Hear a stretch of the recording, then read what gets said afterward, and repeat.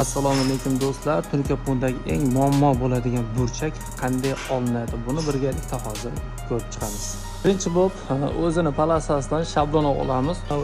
Qoshda liniyasi bilan tekis bo'lishi kerak. Shunda keyingi burchagimizni asosiy razmeri kelib chiqadi.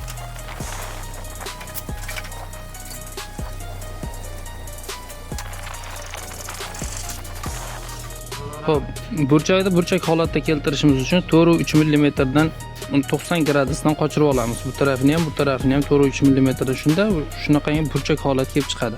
Hop, bu tarafi bilan bu tarafini bukamiz, bu tarafi mana bu yerdan bu tarafi ham kesiladi. Shunda ichki tarafga bukilgani, kesilgani ustiga tushadi.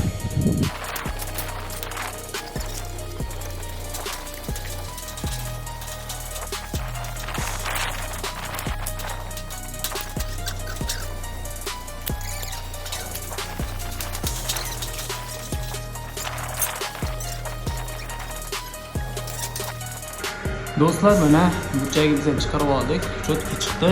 Shablonda chiqarishni ko'rdilar hammasini.